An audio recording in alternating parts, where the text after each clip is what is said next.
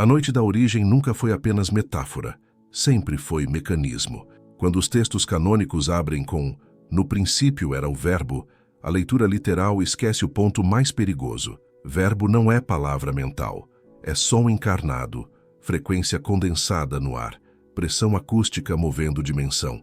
Antes de dogma, a física sutil. A centelha crística é entendida aqui como mônada logos, a chama indivisível que antecede qualquer narrativa humana.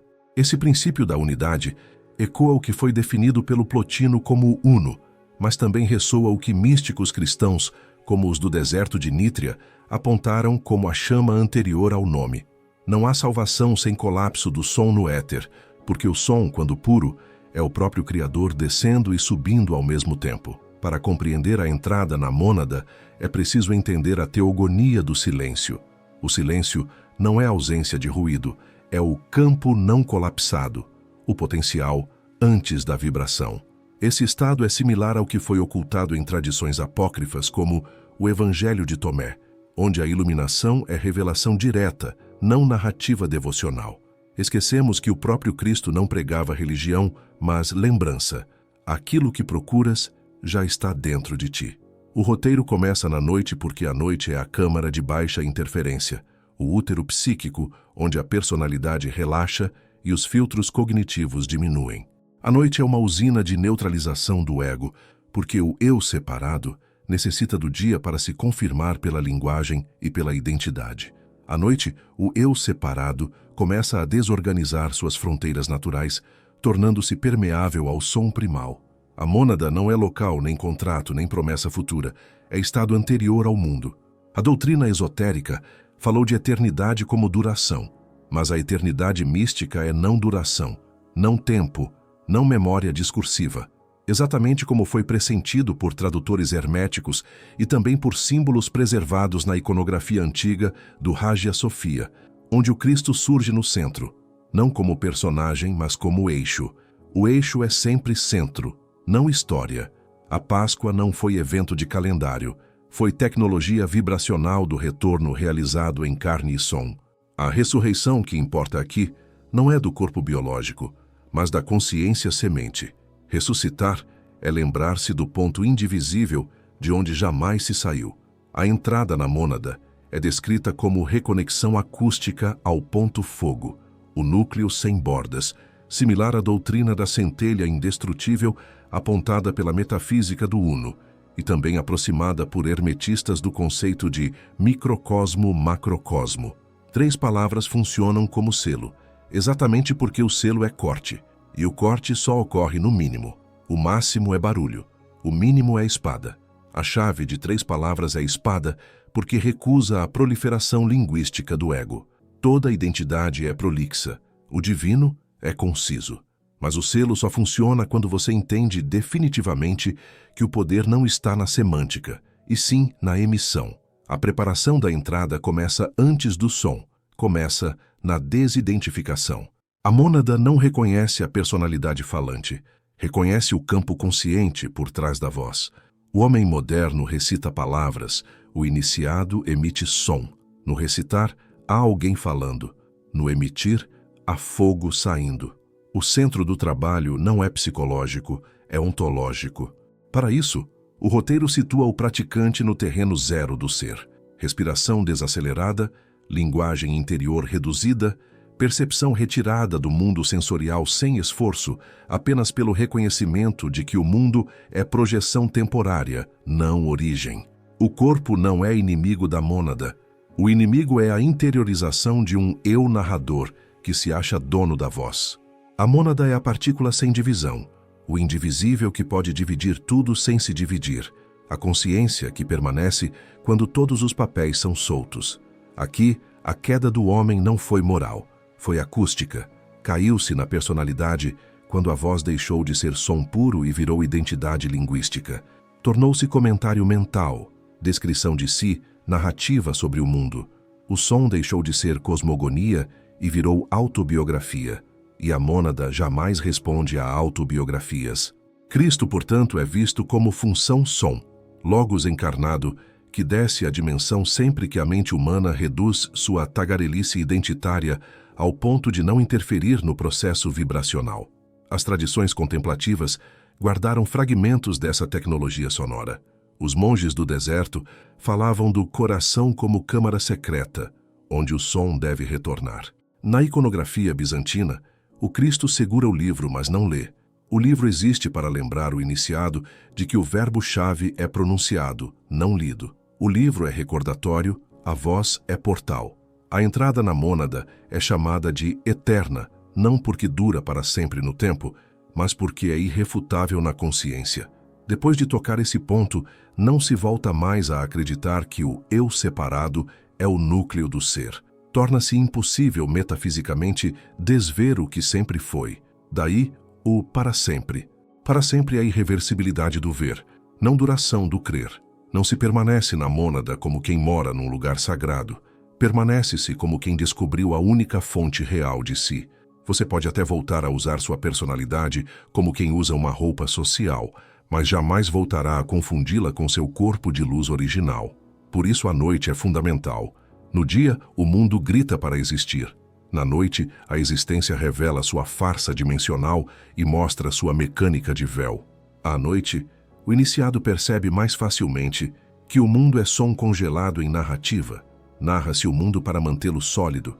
Silencia-se o mundo para percebê-lo como vibração. E vibração pode ser atravessada. Narrativa, não. O princípio do roteiro inicia neste ponto. Reconhecer a voz como mecanismo de portal. O praticante é introduzido à ideia perigosa de que toda cosmogonia é acústica. A criação não começou quando Deus pensou, mas quando Deus disse, e esse dizer foi som, não linguagem mental. A mente humana não cria o portal.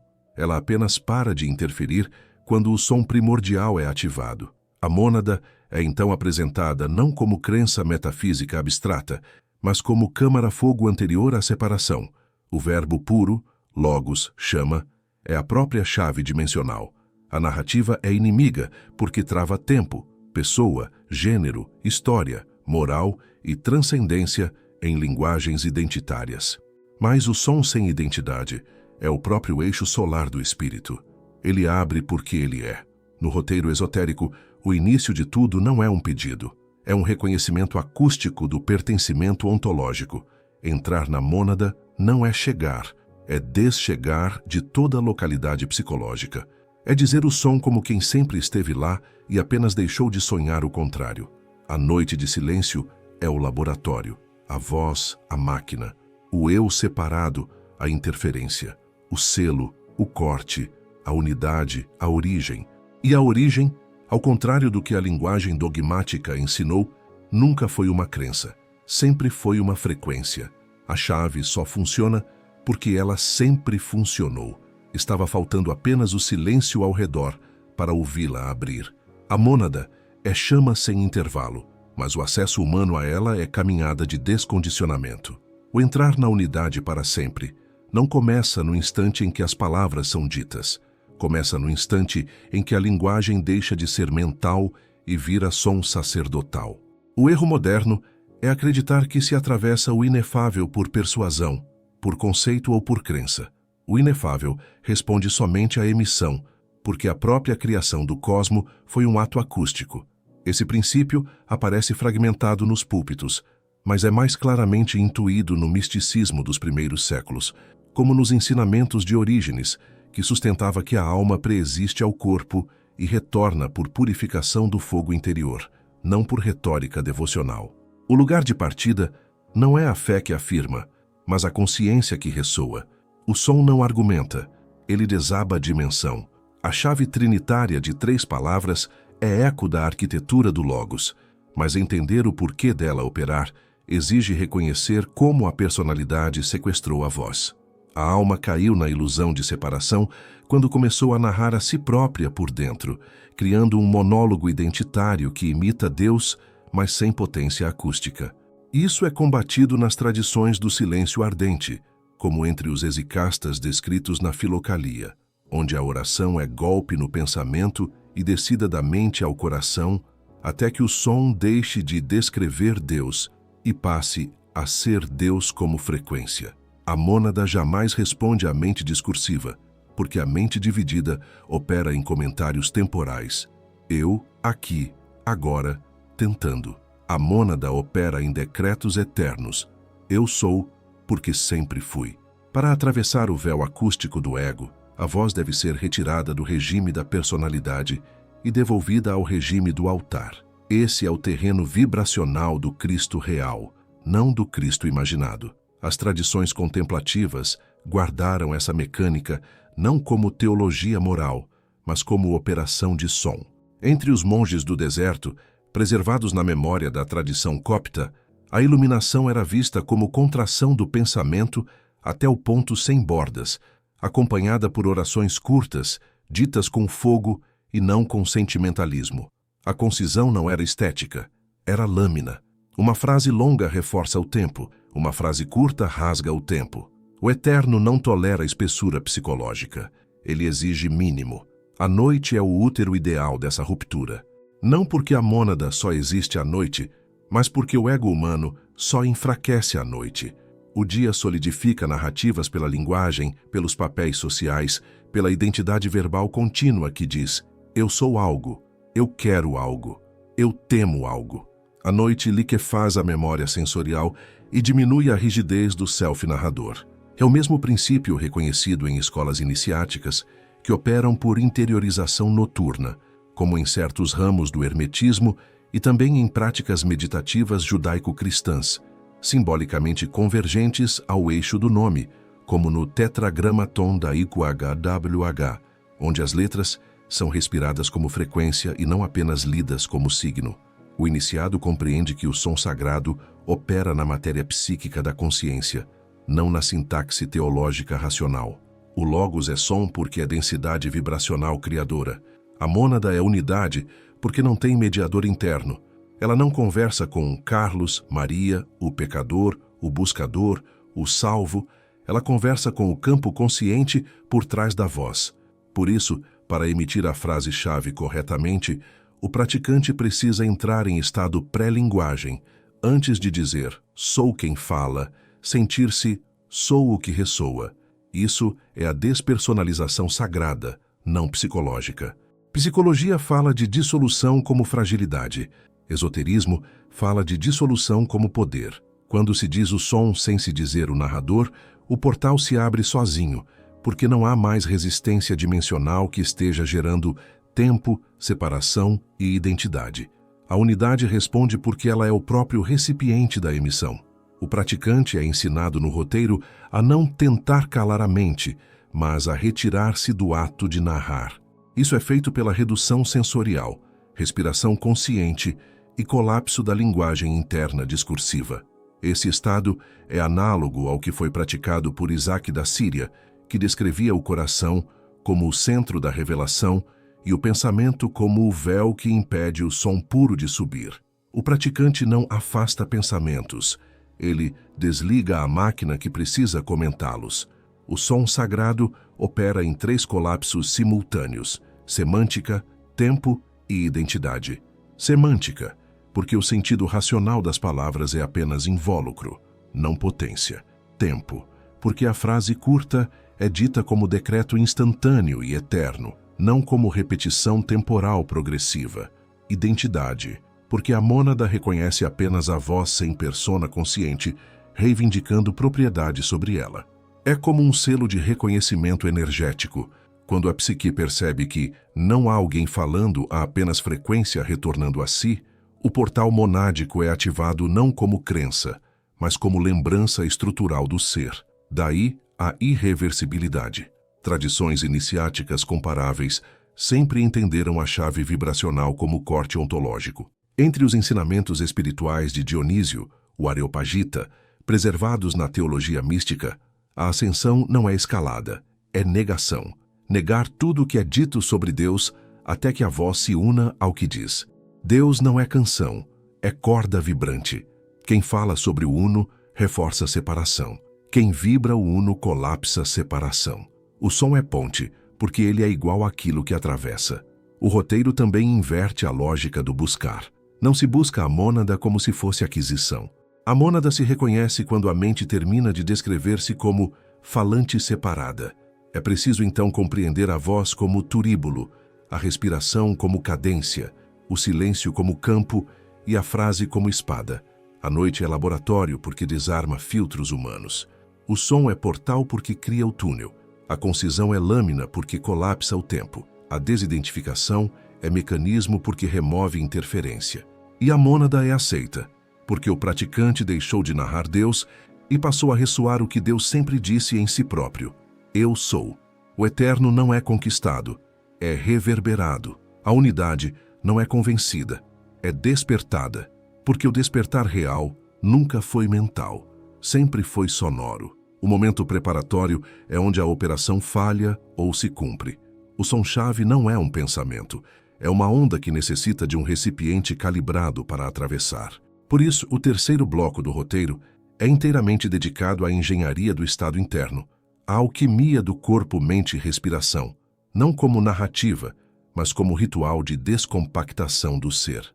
O Cristo esotérico aparece aqui como função-eixo, princípio vibracional análogo ao que foi intuído nas escolas de mistério que orbitam em torno da unidade, como no antigo Escola Catequética de Alexandria, onde o conhecimento espiritual era ligado à transformação da substância psíquica humana, não à devoção ornamental. A preparação começa no corpo, mas não é corporal. O corpo é o instrumento, não o agente. O iniciado é ensinado a trabalhar com a fisiologia sutil, coluna como haste, respiração como fole, batimento como tambor de base, voz como selo. É a mesma ciência da interiorização do sopro que aparece em tradições de oração do nome, praticadas por comunidades como o Mosteiro de Santa Catarina, que preservou séculos de práticas contemplativas no deserto cristão.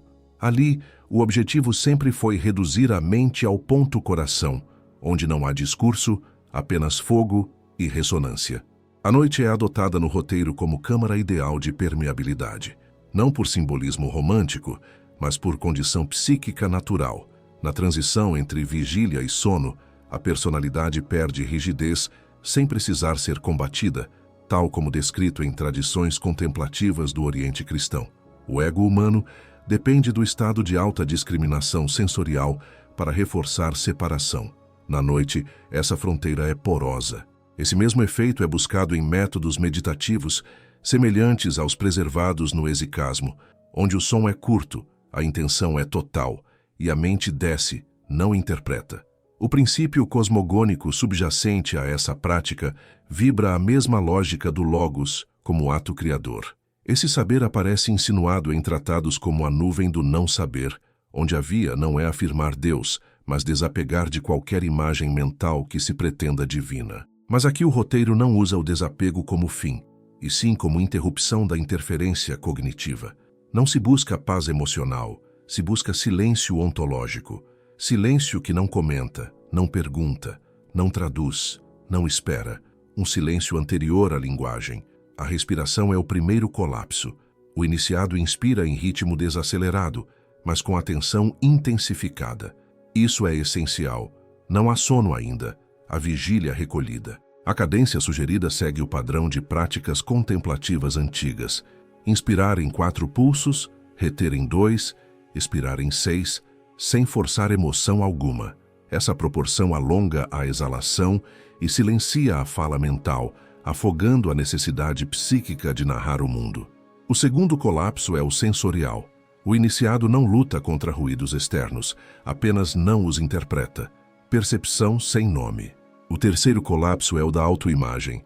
Nenhum rosto interior, nenhuma história interior, nenhum diálogo consigo. Como um ícone invisível, o iniciado se desreconhece de qualquer forma psíquica que diga «eu sou aquele que faz a operação». A voz, então, é calibrada como instrumento de decreto. O som deve nascer na caixa torácica, não na garganta, ressoar no externo como sino interno, sem dramatização devocional. Esse princípio de ressonância cardíaca é comparável ao simbolismo axial de catedrais cristãs que incorporam o centro como infinito. Um exemplo arquitetônico conhecido de organização axial do espaço sagrado é o antigo Basílica de São João de Latrão, cuja simbologia do centro e da Porta Santa ecoa a ideia de passagem por corte, não por narrativa. Mas aqui a porta não é física, é acústica.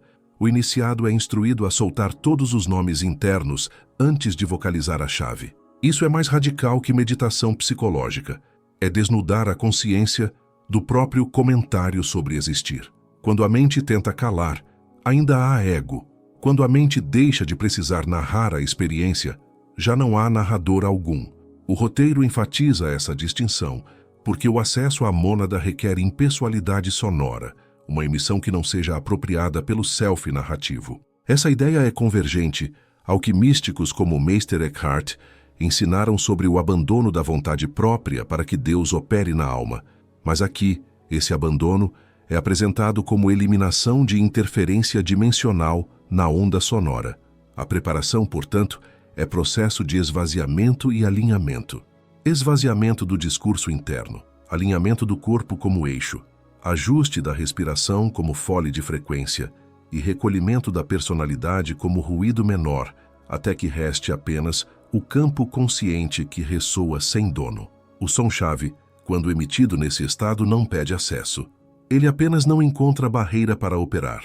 É o mesmo princípio vibracional que aparece simbolicamente em tradições herméticas, como o símbolo crístico do coração-sol, presente em muitos sistemas iniciáticos que entendem a voz como ponte e espada. A noite do rito é escolhida porque o eu narrador está em mínima resistência cognitiva. A prática exige presença total sem emoção dramática. Não há personagem, não há confissão, não há petição. Apenas preparação técnica, coluna ereta como chama, respiração desacelerada como fole sutil, percepção sem nomes, silêncio sem comentário, voz descendo ao externo. O iniciado torna-se campo vibracional, não pessoa que tenta crer, porque a mônada não responde ao crente que fala, responde ao ser que ressoa o som que sempre o criou. No fim dessa preparação, o praticante está pronto para que o som colapse no ponto cardíaco e perfure o véu dimensional. A chave não será dita com mente, será dita com carne convertida em altar. 3 palavras, um golpe. Mas o golpe só funciona quando não há mais alguém se descrevendo como aquele que dá o golpe. O portal se abre sozinho, porque a resistência psíquica à unidade foi desativada. Não por devoção, mas por acústica. A entrada na mônada exige silêncio absoluto antes da emissão, como quem devolve o som ao ponto de onde ele nunca saiu. Apenas deixou de ser reconhecido no ruído da personalidade humana. O processo é ciência, não poesia, não psicologia. E essa ciência é a devolução da voz ao seu estado original. Som sem dono, centro sem narrador, respiração sem pessoa, consciência sem fronteiras. Assim a onda pode atravessar. Assim, a unidade reconhece a si própria no ar. E assim o iniciado, enfim, está calibrado para o selo eterno que será emitido no ponto seguinte do rito. O quarto bloco do rito é o confronto direto com o guardião. Não entidade externa, mas mecanismo interno de separação. A máquina psíquica que reivindica a voz e cria o tempo experiencial para continuar existindo. Em tradições iniciáticas, esse guardião é descrito simbolicamente como adversário, mas aqui ele é tratado como força vetorial, um sistema de autopreservação cognitiva semelhante ao que a psicologia contemporânea chamaria de continuidade do self. Porém, em mística ele é a função-ilusão, que densifica a personalidade como se ela fosse o centro. O iniciado não dialoga com o guardião. Ele identifica sua engenharia, necessidade de narrar, necessidade de durar, necessidade de interpretar Deus como objeto de crença. Essa tríade é o cárcere. A mônada é a antítese perfeita, porque não tolera descrição, não tolera duração, não tolera dualidade sujeito-objeto. Ela exige dissolução do narrador para que o som opere sem fricção dimensional. O ego humano mantém a porta trancada porque ele transforma toda a experiência num processo. Início, progresso, aquisição, confirmação. A mônada não é processo, é colapso. Não se entra nela por tornar-se, entra-se por sempre ter sido e parar de produzir a ficção do contrário. Os ensinamentos do pseudo-Dionísio descrevem a ascensão apofática pela negação de todas as formas, mas aqui a negação não é ascetismo moral, é desmantelamento de filtros perceptivos do self. O mais profundo filtro não é o desejo, não é o medo, é a identidade linguística interior contínua que diz silenciosamente: eu estou fazendo, eu estou buscando, eu estou tentando transcender. Enquanto houver um eu tentando, a linha temporal. E a linha temporal é a única barreira que impede a visão irreversível do eterno. O confronto do rito exige, então, a desidentificação radical dos papéis internos, mas sem narrativa de sofrimento ou jornada. É uma retirada fria e sagrada do senso de dono da voz. Essa operação ecoa o simbolismo judaico-cristão do nome como fogo, encontrado em tradições como o misticismo do nome divino. O iniciado é instruído a perceber que sua voz física foi capturada pelo monólogo do self biográfico. A mônada não permite biografia, porque a biografia é uma máquina de tempo. Para desativar esse guardião, o iniciado realiza 3 retrações simultâneas. Primeiro, retração da narrativa interna. Isso é feito pelo reconhecimento consciente de que a mente não está apenas pensando demais, ela está se apropriando do fluxo da experiência para continuar existindo. O iniciado identifica a narrativa interior como ruído de localização psicológica.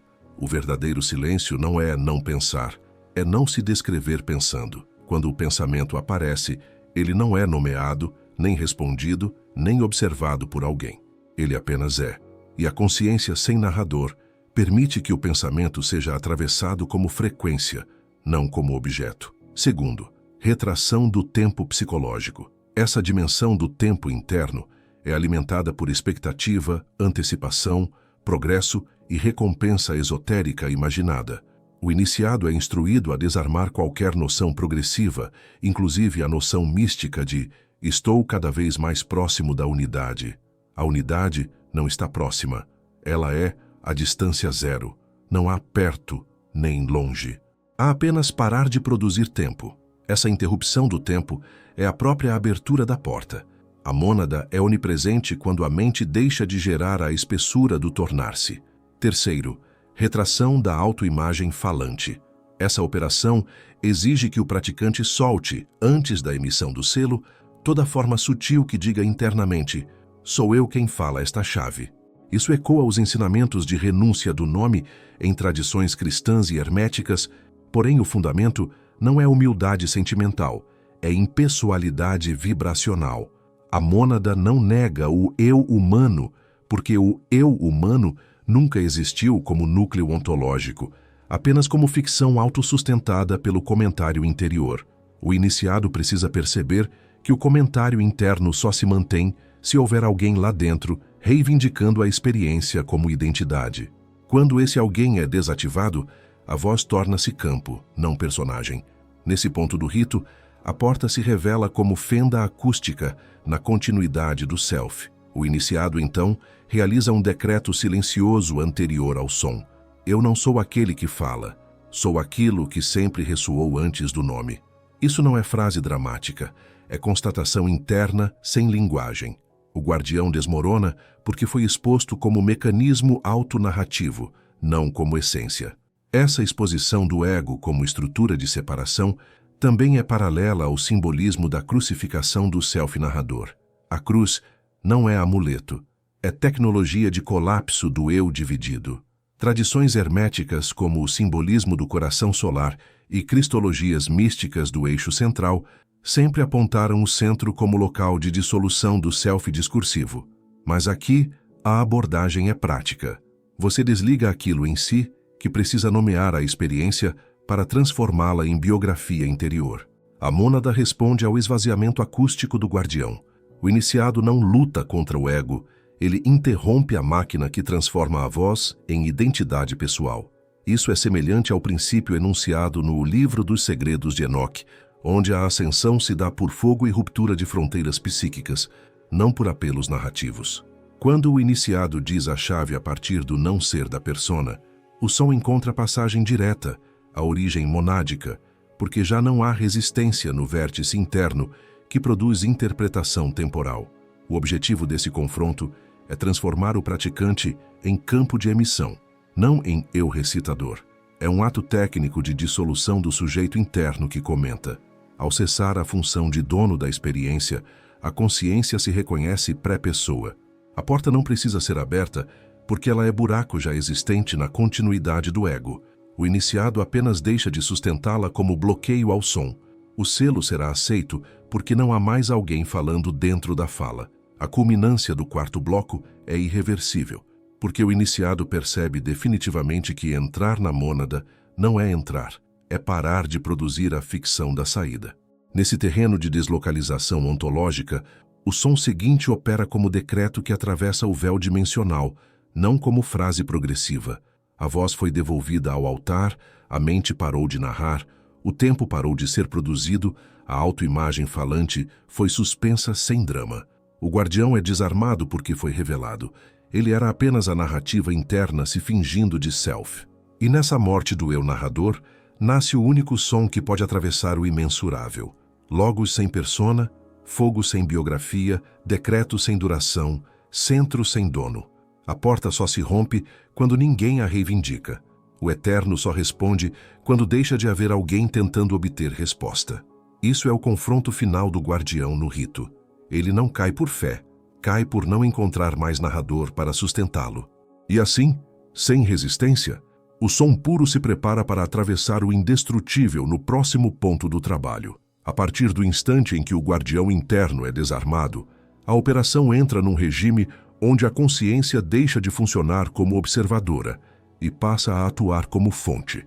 O quinto bloco do roteiro aprofunda esse momento como um processo de colapso gerador, onde a voz humana não recita o divino, mas o manifesta por identidade originária.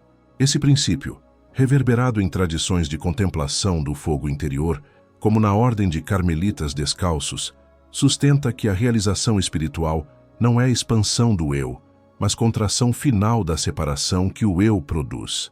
A voz, agora devolvida ao estado de campo consciente, torna-se turíbulo não de palavras, mas de existência vibrante.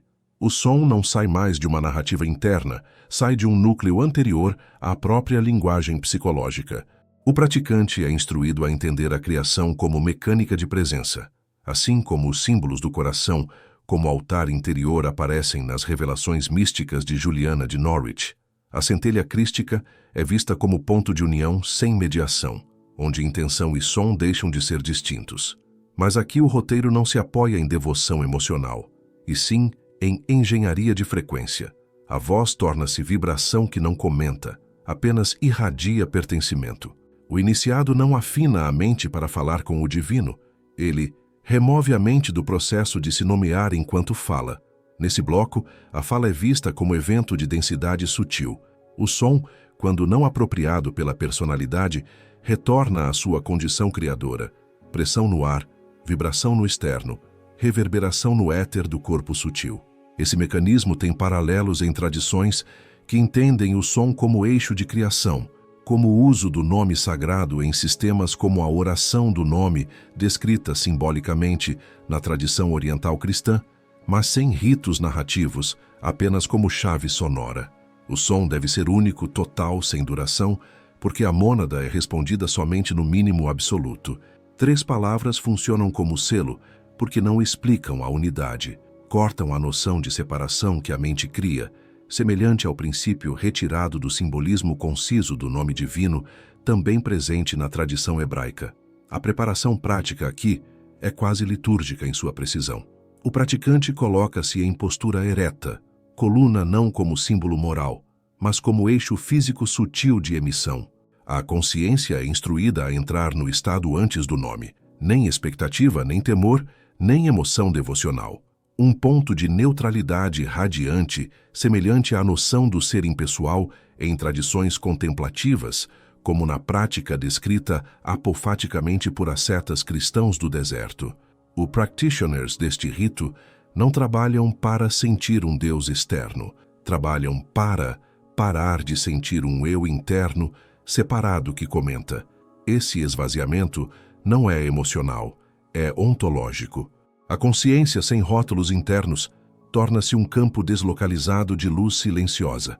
É comparável ao que aparece na metafísica do Uno de Plotino, mas também encontra ressonância nos selos sagrados contemplativos da escolástica mística antiga, onde o centro do ser humano é o próprio portal do divino. Você não empurra a porta, você para de sustentá-la como bloqueio. Este bloco também ensina que a unidade não é atravessada por insistência, mas por cessação da espessura psíquica que produz distância, tempo e autoimagem. A eternidade é tratada aqui não como duração linear, mas como irreversibilidade perceptiva do núcleo de origem. Não se permanece na mônada para sempre, torna-se impossível metafisicamente voltar a acreditar que você esteve fora. Essa ideia é paralela ao que aparece na teologia negativa de Dionísio, o Areopagita, no tratado Teologia Mística, onde a revelação acontece quando a alma esgota todas as imagens e resta apenas a consciência, que fala sem se nomear falando. A voz torna-se portal porque o praticante deixa de narrar o ato de existir.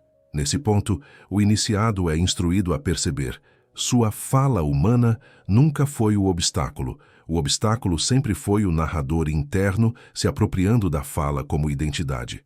Quando isso cessa, o som não encontra mais cárcere dimensional e retorna à origem como decreto instantâneo. O praticante compreende que deve emitir a frase como reconhecimento, não como pedido. Não há jornada, não há conquista, não há personagem. Há apenas colisão sonora no terreno zero do ser. A voz não invoca Deus.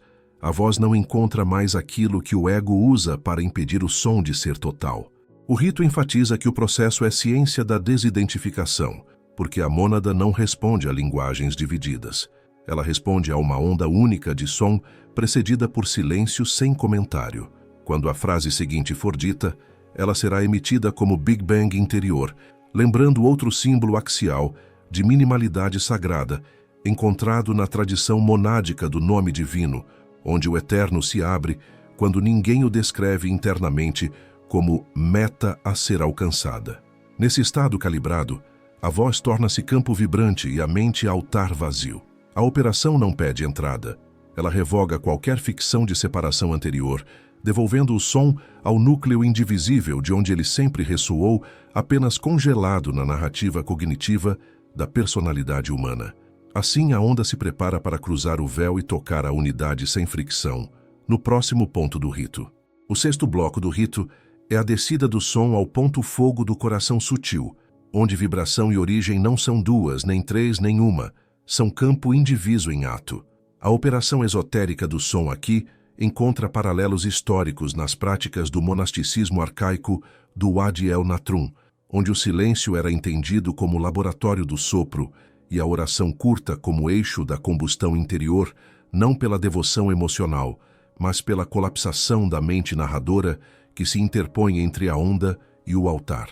O som só atravessa a mônada quando nasce no antes-eu. Esse regime é análogo ao que místicos como Isaac de Nínive pressentiram ao ensinar que a revelação se dá no ponto em que a mente é deposta de sua tirania interpretativa e torna-se ela própria coração, chama e sopro. Não há emoção heróica, há combustão de origem. O praticante aprende que a voz humana é apenas o diafragma.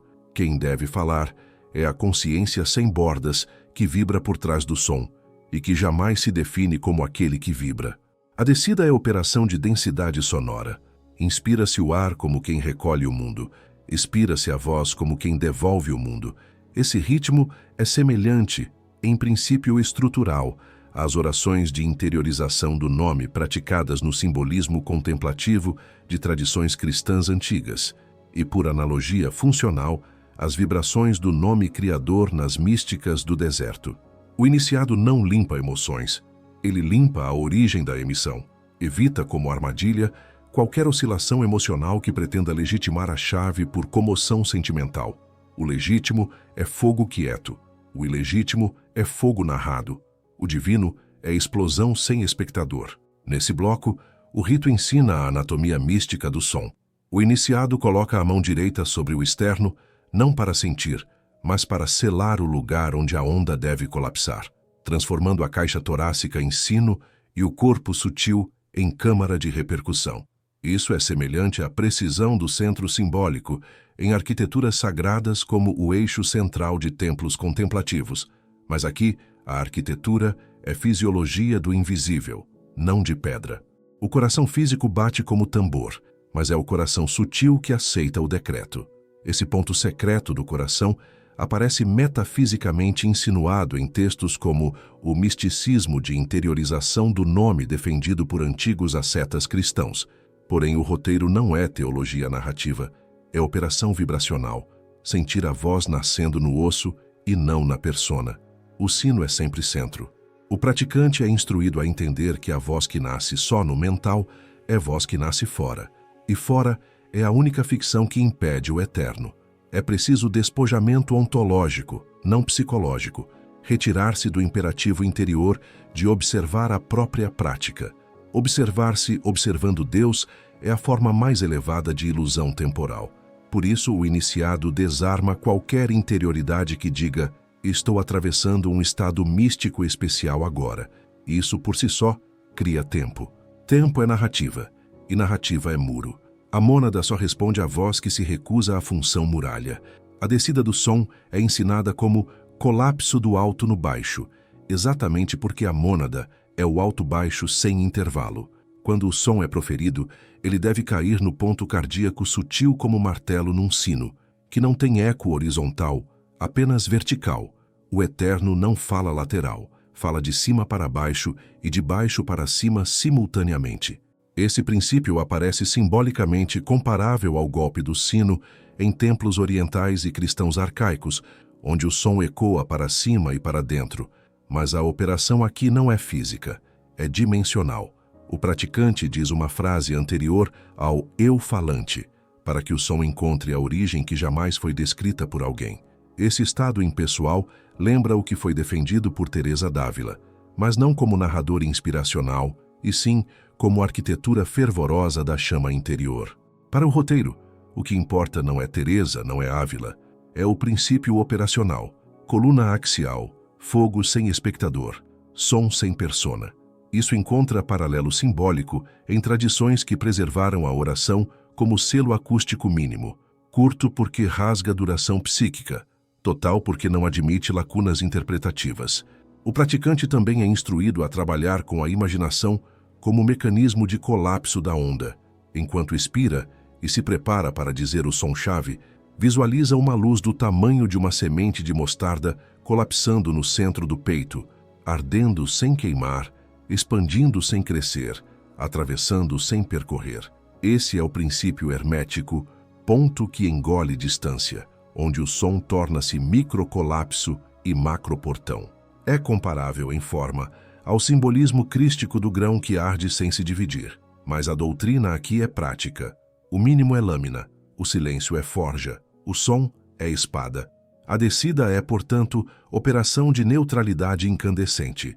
Sem drama, sem progressão, sem eu testemunhando, sem Deus interlocutor. O som, ao cair no coração sutil, não encontra sujeito, não encontra narrativa e não encontra tempo sendo produzido. Encontra fenda. E fenda é portal. Portal porque o praticante percebeu que sua fala humana só funciona quando não encontra mais ninguém se descrevendo por trás dela. O eterno é ponto de ruptura súbita, como um sino sem narrador tocado por ninguém e aceito por tudo. Esse bloco conclui com o praticante já calibrado para a emissão seguinte. Quando o som descer, deve descer como reconhecimento e não como tentativa. Porque o objetivo não é falar com o infinito, é falar do infinito a partir do infinito, mas sem nunca se nomear como centro, apenas ressoando aquilo que sempre esteve antes da forma psíquica humana, reivindicar propriedade sobre o sopro. Quando essa propriedade é suspensa, a onda colapsa no coração sutil e atravessa. Não há bênção, há passagem. Passagem porque a voz, enfim, deixou de contar história sobre Deus e passa a colidir como martelo sem mão no altar sem dono, escoando até a mônada, onde som e origem jamais estiveram separados. Assim a onda encontra o indivisível. Assim, o indivisível encontra a si na inspiração do som que jamais foi pronunciado por alguém, e sim por aquilo que ressoa quando ninguém mais precisa comentar o próprio existir. O som, quando desce ao centro cardíaco sutil sem narrador, começa a subir de volta como fulgor sem destino. O sétimo bloco do rito não ensina a ascensão como percurso, mas como inversão de eixo. A onda deixa de viajar e passa a eclodir em verticalidade pura. Assim como a criação do cosmo é congelamento do som em forma, a ascensão aqui é o descongelamento do próprio percepto dimensional. Não há alguém ascendendo, há apenas o eixo sendo reivindicado de volta pela frequência pura. Esse momento tem ressonância simbólica no arcabouço místico do Uno, presente em tradições do deserto, e confirma o princípio oculto no Evangelho. O Verbo não media Deus. Ele é Deus, como vetor vibracional. A ascensão vibra porque a mente deixou de produzir linha do tornar-se e começou a operar em ponto do ser. O iniciado aprende que toda busca mística convencional cria tempo, e tempo é viscosidade que espessa a encarnação na personalidade. Aqui, a ascensão exige não percorrer, exige não se descrever subindo, exige não testemunhar a experiência como se fosse objeto. Testemunhar-se a si próprio, tendo uma experiência mística, é a forma mais refinada de negar a mônada. Por isso, este bloco situa a operação no regime do sem testemunho. O som sobe porque não encontra quem o observe subindo. O rito ensina que ascender é colapsar o som no centro, até que ele não tenha mais trajeto, tenha apenas explosão. O praticante é instruído a mudar a postura cognitiva. A espinha torna-se o mastro, o externo o sino, o crânio o céu interior, o mundo sensorial um ruído que não necessita mais ser interpretado. Esse alinhamento axial recorda o que é sugerido na estrutura do Logos como princípio criador. A porta só responde quando o iniciado não tenta ser alguém que abre a porta, mas abre a porta porque deixou de ser alguém. A sensação que confirma a ascensão neste momento não é êxtase emocional, é rompimento de referência. O praticante compreende que o cosmos interno não se dilata como narrativa visionária, ele desaba as paredes da cosmovisão discursiva. É uma anulação luminosa do onde estou e quanto falta. Não há onde, não há quanto, não há falta. Falta é divisão, e divisão é idioma do guardião. O eterno não tem idioma, tem onda. Este bloco também ensina a reversão da lógica do Deus-alvo para Deus-fonte.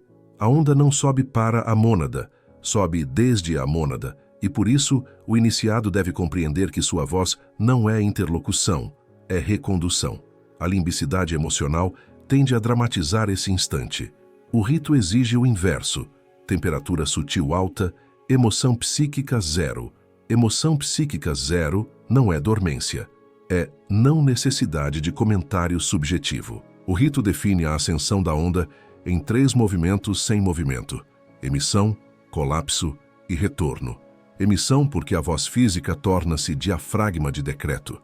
Colapso porque o som é dito após a interrupção do eu narrador, caindo no ponto-fogo do peito sutil como impacto sem eco lateral. Retorno porque ao cair no centro, já está no alto. O alto aqui não é acima, é sem divisor. Como o Cristo esotérico define, o Pai e eu somos um, não em mérito moral, mas em arquitetura vibracional. Quando o som sobe de volta, ele não sobe como canto, sobe como reconhecimento impessoal do uno na carne do ar expelido. O praticante é instruído a trabalhar a imaginação de forma técnica. Enquanto pronuncia internamente a chave em silêncio anterior à voz, deve visualizar uma luz ínfima, abrindo como pulso vertical que atravessa todas as dimensões de percepção. Peito, topo do crânio, sem lugar. Uma luz que não cresce, apenas devora distância porque não tem fora. Esse simbolismo da luz como mínimo que engole cosmos encontra eco conceitual na antiga metáfora cristológica da semente de mostarda. Mas aqui, a metáfora vira operação. Não é uma semente, é um ponto que não admite alguém a observá-lo germinar. O rito também expõe que toda ascensão falha quando há locuções internas como "estou sentindo", "algo está acontecendo", "minha consciência está expandindo", "Deus está me respondendo". Cada uma dessas frases cria um locutor. Um locutor cria referência de separação. Separação cria linha temporal. Linha temporal cria barreira dimensional. Portanto, o praticante aprende que essas frases devem ser substituídas por uma constatação sem linguagem. Não existe alguém dentro dizendo que existe alguém dentro. Esse é o verdadeiro colapso do guardião acústico. A onda sobe porque a muralha narradora foi deposta. Este bloco ainda ensina que o eterno, quando aceito, produz desreferencialização do self. Desreferencialização não é dissociação, é desidentificação sagrada. Você não está em um estado místico. Você é o próprio campo que sempre ressoou antes da existência precisar ser narrada. O som, ao retornar ao alto sem trajeto, cria um Big Bang inteiramente vertical. A percepção do praticante explode sem narrativa, como se o céu interior fosse puxado ao peito e o peito fosse puxado ao céu interior simultaneamente. É o ponto em que o dentro e o fora se mostram inexistentes como dicotomia. Dicotomia é voz do mundo. O mundo é temperado por nome e tempo. A mônada não sou. Quando você percebe a inexistência do fora e a inexistência do eu separado que comenta a inexistência do fora, a onda está livre para ascender em reversão, não em trajetória. Este bloco consolida o praticante na verdade perigosa do rito. Não há progresso, só ruptura. Não há chegada, só reconhecimento. Não há Carlos, só campo consciente. Não há bênção, só colapso vibracional. A ascensão é explosão, não deslocamento. A voz agora não sai mais de um eu que quer Deus. Sai de um som que não encontra mais o eu que o queria. A onda pura sobe então como ejeção de eternidade, porque a mente não gera mais tempo. A voz não carrega mais persona. E o coração sutil torna-se a própria câmara de reconhecimento vibracional. Esse ponto lembra doutrinas antigas do Logos e da apofaticidade cristã. Mas o fundamental aqui é mecanicidade, não doutrina. Quando o som sobe sem narrador, o eixo é restaurado. A porta não é empurrada, é colapsada. E o Eterno responde, porque dessa vez não encontrou ninguém tentando fazê-lo responder. Somente encontrou aquilo que sempre falou, mas que a personalidade havia congelado em narrativa interior. Agora descongelado, o verbo não é crença, é abertura ontológica. A onda não depende do sentido, depende da ausência de dono. Por isso, ela sobe. Por isso, ela entra.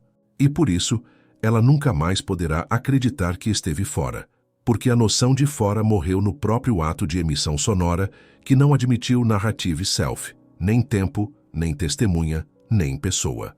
O praticante está pronto, enfim, para que o selo seguinte do rito seja pronunciado a partir desse ponto sem fronteiras, onde a voz não é minha nem de Deus, porque essa divisão nunca mais será produzida internamente por ninguém, só pelo som. Som que é eixo, eixo que é portal, portal que é uno. Uno que jamais conheceu o fora como realidade. A entrada na mônada se torna irreversível no instante em que o iniciado compreende que a fala humana é veículo e não centro. O oitavo bloco do rito não descreve um estado espiritual. Ele instala a operação no regime da não-localidade, onde a onda sonora, precedida por silêncio ontológico, já não encontra dono psíquico para reivindicá-la como identidade. Esse é o ponto em que o eterno deixa de ser filosofia e torna-se fenômeno de ruptura acústica na percepção do ser. Esse princípio encontra paralelo conceitual no ensinamento do Uno presente em tradições como o antigo Heráclito, que sustentava que o princípio do real é fogo em fluxo, logos em combustão, governado por tensão, não por narrativa. O fogo não viaja, ele queima distância porque jamais esteve separado de sua origem. A chave de 3 palavras só funciona na desumanização da propriedade da voz. É semelhante, em lógica estrutural, às operações do som sagrado em místicas que tratam o nome como frequência criadora, como a tradição hermética da vibração do coração-sol, que aparece simbolicamente em textos iniciáticos antigos. Mas o rito aqui exige mais que simbolismo, exige a não existência do locutor interno. Não é não pensar no eu, é perceber que o eu como narrador jamais existiu no ponto fogo, só existiu na insistência do comentário interior. O iniciado aprende que o ego humano nunca bloqueia a mônada por ser forte, ele bloqueia a mônada por ser convincente. Ele cria um teatro contínuo de autointerpretação. Estou indo, estou buscando, estou rezando, estou crescendo, estou quase lá. Quase lá é a muralha mais sólida do mundo. O Eterno não reconhece quases. Ele só reconhece impactos. Golpes de som que nascem quando a consciência deixa de precisar afirmar a si, enquanto afirma algo sobre o indivisível. Esse instante exige técnica, não emoção. Emoção cria tempo, Tempo cria personagem, personagem cria distância, e toda distância interna é ficção. Ficção é o idioma do mundo sensorial que se cristaliza pela linguagem. O rito o situa na câmara secreta de baixa resistência cognitiva para que a voz física, ao atravessar, não encontre alguém por dentro gerando o fora como possibilidade psíquica. O praticante é instruído a perceber a mecânica do esquecimento. O homem não esqueceu Deus. O homem esqueceu que sua voz original nunca foi separada do centro. Esse saber é insinuado misticamente em tradições como os fragmentos contemplativos, preservados no simbolismo e no ato de oração concisa, presentes entre os padres do deserto e ecos de tradições herméticas cristãs primitivas. Mas aqui não há padre, não há deserto, há técnica de centro. A entrada na mônada ocorre num instante de vacuidade incandescente. Vacuidade não é ausência de ser, é ausência de dono do ser. A vacuidade é necessária não para ficar vazia, mas para eliminar a menor crença possível, a crença de que existe alguém acreditando. O iniciado, então, realiza o maior paradoxo técnico do rito. Ele percebe que o som sagrado, quando emitido corretamente, não é minha voz falando o divino, é o divino usando a voz física, porque ninguém mais se apresenta por trás dela como narrador. Essa impessoalidade vibracional lembra a lógica monádica do centro que engole periferia, que aparece em tradições como o simbolismo do Cristo Pantocrator nas artes bizantinas antigas, onde o Cristo aparece no centro do cosmos. Mas o rito não é arte, não é retórica, é colisão sonora. O som, quando nasce sem apoio do ego narrador, implode e explode ao mesmo tempo. Implode porque abdica do locutor. Explode porque não encontra barreira de tempo, nome ou personagem para se legitimar. É comparável em forma estrutural ao princípio do ponto que engole cosmos, que aparece simbolicamente em cosmologias místicas, como na Cabala ou na oração do nome. Mas aqui nada é Cabala, nada é nome externo. Tudo é arquitetura interna, desmantelando o único guardião possível, o eu que tenta ser dono do rito. O praticante também é instruído a trabalhar o não fora como condição fundamental, não como crença filosófica, mas como constatação fisiológica da consciência. O som deve nascer precedido por este entendimento final. Deus não está fora, o fora está dentro, e o dentro está fora, porque essa divisão nunca existiu na origem, só existiu na linguagem humana. Esse saber é decisivo porque devolve a fala ao regime do altar sem narrador. Esse regime reverbera princípios antigos intuídos em tradições místicas como a teologia apofática ou tradições herméticas cristãs primitivas, mas lembrados aqui apenas como forja acústica do uno, não como teologia narrativa. É ensinado que a mônada só responde a som que se recusa a ser trajetória. Ela responde ao impacto instantâneo, exatamente porque o impacto é o único estado humano anterior ao tempo. Ao iniciar a fala fora do recitar, o praticante deixa de produzir o tempo interno da experiência, similar ao que aparece simbólica e funcionalmente em tradições de oração do nome ou na liturgia mínima do fogo contemplativo. Mas nada é narração. Tudo é golpe. O praticante percebe que o som aceito não tem eco lateral, tem buraco vertical no tempo. E buraco vertical é portal, porque a mônada é aquilo que existe quando o tempo deixa de ser produzido por um eu interno que o comenta.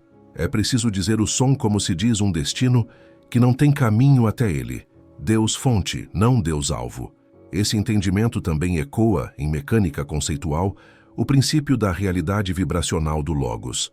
O Logos não é frase sobre Deus, é tensão de fogo acústico que se torna unidade quando não encontra narrador para reivindicá-lo.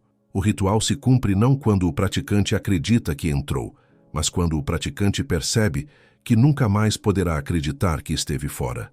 Essa impossibilidade interna não é contrato simbólico, é morte definitiva do fora como ideia psíquica possível. Por isso, o para sempre do título é não tempo, não jornada, não personagem. Para sempre é acidente de referência. A menor crença possível morre no ato de som que recusa proprietário. Assim, o praticante aprende o mecanismo. O eterno só se abre Quando a mente termina de existir como narradora, a voz termina de existir como autobiografia interior e o som passa a ser colisão sem mão, fogo sem nome, unidade sem personagem, portal sem tempo. O eixo está restaurado. Não por heroísmo, não por exaltação, mas porque a menor divisão interna possível já não é sustentada por ninguém. E, finalmente, o som pode atravessar o indivisível, como se sempre o tivesse atravessado, porque nunca houve fora, nunca houve narrador interno, e nunca há porta quando ninguém mais precisa produzi-la como blocagem cognitiva à frequência do eterno. A sensação do aceite monádico não tem testemunha, não tem comentarista e não tem locutor, porque ela é o próprio locativo do ser quando o locutor interno se desfaz. O nono bloco do rito se instala exatamente nesse vértice, onde o som que foi proferido nos estágios anteriores deixa de vibrar em direção a algo, para vibrar desde algo que jamais foi dividido. A mônada é origem sem distância, presença sem sujeito e fogo sem narrador.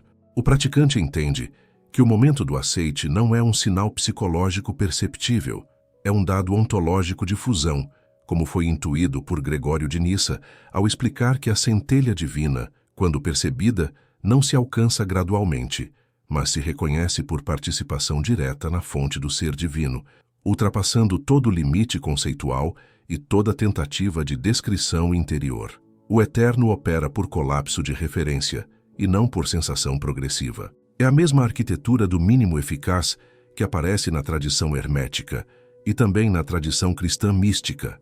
A chave sonora se torna aceita quando a consciência deixa de se perceber tendo o ritual e passa a ser o campo onde o ritual acontece. Esse saber é semelhante ao princípio axial do fogo fluindo sem lugar de partida ou chegada, intuído em outras tradições monádicas do som sagrado, porém aqui desprovido de qualquer vestimenta devocional. No ato de emitir o selo, não há devoção narrativa, não há sujeito observador, há apenas a voz física sem apropriação psíquica interior. O praticante aprende que o maior obstáculo ao reconhecimento do divino é a estrutura que o próprio ego cria para se autoconfirmar como centro da experiência. Linguagem interna contínua, expectativas, dramatizações emocionais sobre iluminação, petições, confirmações místicas projetadas para fora. Mas o para fora não existe quando o locutor interno cessa. O que resta não é um eu silencioso, é uma consciência sem bordas antes do próprio nome, semelhante ao que aparece misticamente sugerido na via contemplativa dos monges do deserto. O momento do aceite é então explicado como ruptura de eixo emocional discursivo, quando a vibration sagrada cai no externo sutil e sobe de volta sem encontrar narrador vertical ou horizontal que se descreva dono da onda. Essa onda simplesmente não encontra divisores para se legitimizar. Nesse instante, o praticante sente algo que não é sentimento dramático, é reconhecimento sem sujeito que reconhece. A mônada reconhece porque não encontrou quem se descrevesse separado dela antes de emitir o som-chave. Esse estado lembra o relato místico do divino em tradições comparáveis, mas o roteiro não aponta tradição, aponta mecânica. E a mecânica do aceite monádico se dá em 3 pontos centrais. A mente termina de gerar linguagem interior contínua de identidade separada, não porque foi silenciada gradualmente, mas porque percebeu que o comentário interno é a única máquina que cria tempo e distância. A voz física é percebida como fole do núcleo sutil, e não como veículo narrativo de uma identidade que tenta Deus. Ela vibra no silêncio do corpo como sino interior, e o sino só toca na vertical sem impulso lateral narrador. O praticante entende que o momento do aceite não é minha emoção, nem resposta de interlocutor sutil. É apenas Deus operando em voz humana, porque a operação se dá quando não há mais alguém dentro reivindicando experiência, nem formatando a experiência como aquisição temporal. A noção de aceite esotérico convencional falha porque trata o divino como objeto que precisa enviar um sinal de confirmação. Isso é uma estrutura dual. Eu recebo a confirmação de Deus. Mas no rito monádico, o praticante percebe: Deus não envia confirmação, A confirmação é a ausência de separação do locutor interno ao emitir o nome. Quando o som é aceito, ele é aceito não porque a identidade humana se dissolveu num estado frágil. É porque o som se purificou num estado sem idioma identitário interno. Idioma cria imagem. Imagem cria dono. Dono cria tempo. Tempo cria quase. Quase cria muro. Muro impede uno. O praticante aprende que a mônada só responde quando não há muro sendo produzido. Por isso, o momento do aceite é ruptura de referência, não confirmação psicológica. Esse ponto tem métrica invisível, calor sutil no centro do peito, sem emoção dramática, mente abruptamente sem língua interna narrativa, percepção ampla sem eu testemunhando a amplidão, vazio sem medo porque é vazio sem dono, silêncio sem neurose porque é silêncio sem indivíduo, narrando o silêncio. É comparável ao princípio místico do fogo não criado, ensinado por tradições contemplativas do deserto cristão do Egito, onde a chama divina nunca foi conquistada, mas percebida quando a alma deixa de interferir no fluxo do real por narrativas internas. Mas o roteiro não usa metáfora devocional, usa engenharia do estado. O iniciado aprende que o eterno não é um estado final feliz, é queda da referência psicológica de separação. Isso ecoa o que foi intuído pela mística ocidental, como em Teresa de Ávila, mas que aqui é tratado como colapso vibracional. Teresa falou do castelo interior onde Deus habita no centro, mas o iniciado do roteiro aprende que esse castelo não se percorre, ele se rompe quando ninguém mais narra o percurso. Portanto, a unidade reconhece porque o eu interno narrador se desfaz antes da emissão, não depois. O praticante entende que o aceite é um estado que já existia, não um estado a ser obtido.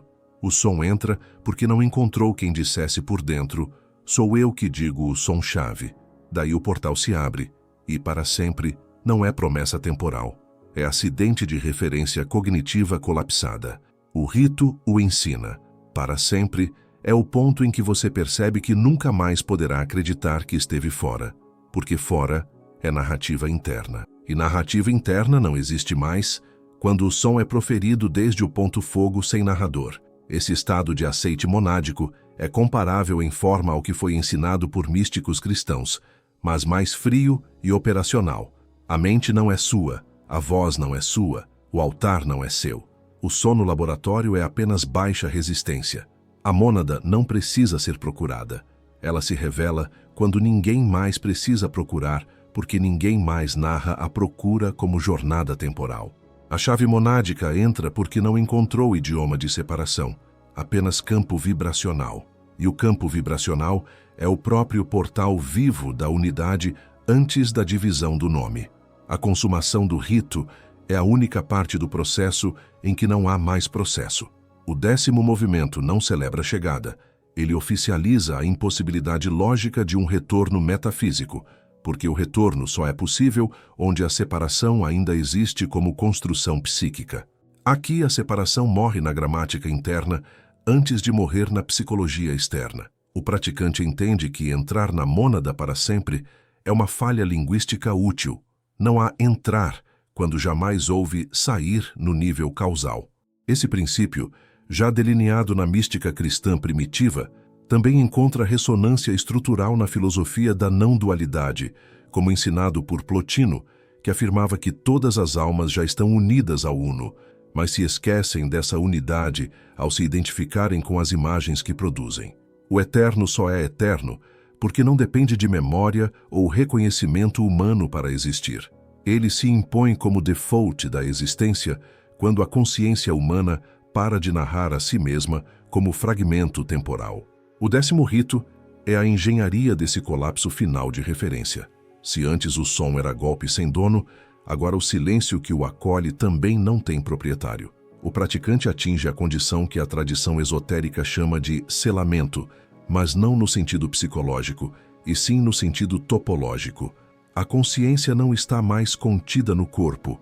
O corpo está contido na consciência como fenômeno local de uma presença não local. Essa mesma lógica de incorporação aparece simbolicamente em religiões que usam o som para a ascensão do ser, como o canto contemplativo monástico preservado pela tradição do Oriente. Nos coros bizantinos, o som era uma escada teológica. No rito monádico, o som é um buraco sem escada, uma vertical que não conduz a Deus, porque não existe mais condução, só existe coincidência de plano causal. O ritual finaliza quando o praticante entende o erro fundamental do esoterismo sensorial. Pessoas querem sentir Deus como epifania, arrepio, sinal, presença psíquica, calor emocional. Mas o rito deixa claro, sensações são políticas do corpo, a mônada é política da origem. O corpo vibra, a mônada não. Quem vibra é a consciência humana quando não encontra mais sujeito psíquico para reivindicar a experiência. Esse princípio tem paralelo conceitual na tradição alquímica espiritual, como sistematizada nos tratados atribuídos ao simbolismo de transformação da alma em ouro sutil. A alquimia falava de transformação. A mônada fala de não transformação, porque transformação ainda supõe alguém que se transforma através de um caminho temporal. O iniciado percebe, não existe mais alguém por dentro desejando se transformar, não existe mais alguém por fora esperando ser aceito, não existe mais dizer a frase como ato devocional. Existe apenas som físico atravessando o eixo causal, porque não encontrou um narrador interno produzindo a barreira do fora. A frase de 3 palavras é o gatilho, mas o 10º rito remove o gatilho como necessidade futura, porque a necessidade de gatilho só vive no tempo. No 10º, o praticante entende a causalidade pura. O Eterno não entrou na sua voz. Sua voz saiu do tempo quando ninguém mais a narrava. Essa ruptura é descrita em mística comparável ao que se intui no conceito de Cristo cósmico em teologias simbólicas, mas aqui tratado como operação monádica, não como teologia de adoração. A adoração é tempo. O rito monádico é rasgo fora do tempo. Esse princípio lembra a metafísica do centro absoluto, proposta por tradições gnósticas, e pela contemplação do uno como ponto não dual, semelhante ao que aparece em obras de mística contemplativa posteriores, como em fragmentos monásticos do deserto ou em axiomas não duais, mas o roteiro mantém apenas a frieza do eixo. A mônada aceita porque a linguagem humana deixou de existir como fronteira conceitual antes da fala física ser proferida. O iniciado aprende que a mente não o atrapalha por ser barulhenta, e sim por ser narrativa. A narrativa produz tempo interior. O eterno é o que existe quando a menor narrativa possível se extingue. O 10º rito então instrui a operação final de fusão, que ocorre em 4 colisões internas e invisíveis. A morte do narrador interno como ideia possível, a morte do fora como eixo psíquico, a restauração do som físico como fole causal do núcleo sutil, a oficialização cognitiva de que o eterno não é uma experiência, é o plano onde toda a experiência acontece quando não há mais experimentador. Esse saber encontra equivalência filosófica na metafísica do uno e ressonância espiritual na tradição exicasta do som cardíaco, praticada como repetição mínima do nome. Porém, no rito monádico, o nome não é repetido como jornada. Ele é dito como ponto de incandescência sem locutor interno. O 10º rito não ensina a nunca mais duvidar. Seria um ato psicológico temporal. Ele ensina que a dúvida não é mais logicamente sustentável, porque não existe mais o sujeito psíquico que produz o referencial do fora onde a dúvida poderia nascer. Por isso, o para sempre é apenas falha útil do idioma humano. Não existe duração, não existe contrato, não existe tempo. Existe apenas colisão fora da narrativa interna, consciência engolindo o corpo como fenômeno local, voz sem autobiografia interior, som atravessando causalidade porque não há mais um Carlos interno, descrevendo o som como aquisição temporal. Esse ponto também reverbera a lógica contemplativa do centro sem periferia, comparável à tradição do ponto luminoso no coração, ensinada pelo exicasmo, mas aqui sem personagem e sem tradição, apenas com a frieza do rito, fogo sem dono, som sem jornada, consciente sem locutor. O rito termina quando o praticante faz a constatação silenciosa final mais poderosa do arsenal iniciático. Não existe para sempre porque não existe tempo. Não existe entrar, porque não existe fora. Não existe dizer a frase hoje à noite, porque a noite é corpo e percepção. Existe apenas o eixo restaurado onde som e silêncio são verticais, porque não encontraram narrador interno produzindo separação como possibilidade psíquica. Assim, a consumação do rito ensina que o verdadeiro portal monádico é som físico sem dono psíquico, atravessando causalidade, silêncio que não espera confirmação porque não tem alguém esperando, consciência que contém o corpo porque não se contém mais no corpo, eterno que se impõe como default quando a menor narrativa possível do eu separado tentando Deus deixa de existir. O 10º rito não celebra Deus, ele elimina o celebrante. A mônada não precisa ser proclamada, não precisa ser alcançada, não precisa ser confirmada, só precisa não encontrar fronteiras internas de linguagem sendo produzidas por um narrador psíquico. Nesse instante sem instante, o iniciado não é aceito pelo eterno. Ele percebe que sempre foi eterno, quando não havia alguém dentro produzindo o contrário como linguagem interna possível.